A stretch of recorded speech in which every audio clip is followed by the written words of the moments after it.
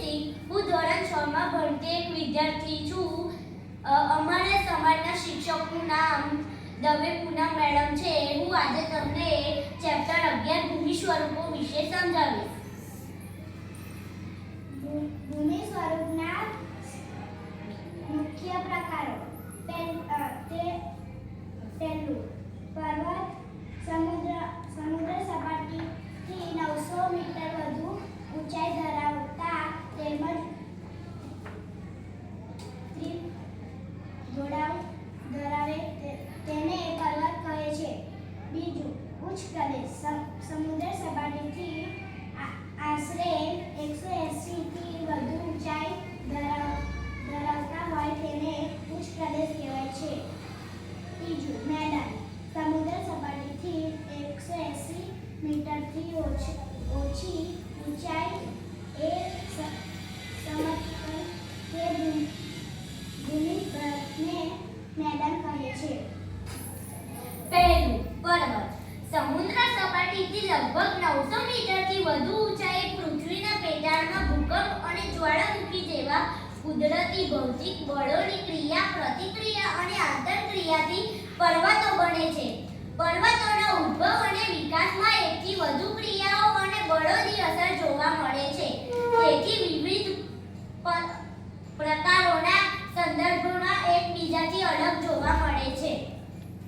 બીજું, અવશિષ્ટ પર્વત. ઘસારામાં કુદરતી બળો સામે ટકી રહેતી એમ માળાઓમાંથી અવશિષ્ટ પર્વત બને છે. હજારો વર્ષથી પોચી ખડકો વહી જાય છે તથા નક્કર ખડકમાંથી બનેલી ભૂમિભાગ ઊંચા ભૂમિખંડ તરીકે ટકી રહે છે. તેને જ અવશિષ્ટ પર્વત કહે છે. ભારતમાં આ પૂર્વજ અવશિષ્ટ પર્વતના ઉદાહરણ છે. ત્રીજું, જ્વાળામુખી પર્વત. જ્વાળામુખી પર્વત પ્રસ્ફોટનથી બહાર ફેંકાતા પદાર્થો શંકુ આકારે જમા થતા તે જ્વાળામુખી પર્વત બને છે.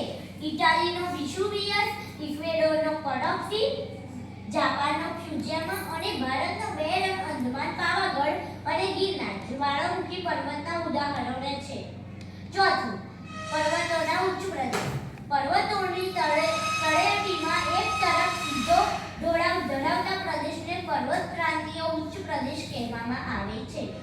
પેન્ટાગોનિયા પિરામિડ ભારતમાં માળવાનો ઉચ્ચ પ્રદેશ તેનું શ્રેષ્ઠ ઉદાહરણ છે. પાંચમું, આંતરપર્વતીય ઉચ્ચ પ્રદેશ. ચારે બાજુથી ઊંચી પર્વતમાળાઓથી પૂર્ણ રીતે કે આંશિક રીતે ઘેરાયેલ ભૂમિભાગને આંતરપર્વતીય ઉચ્ચ પ્રદેશ કહેવામાં આવે છે. તિબેટનો ઉચ્ચ પ્રદેશ અને મોગોલિશિયાનો ઉચ્ચ પ્રદેશ તેના ઉદાહરણો છે.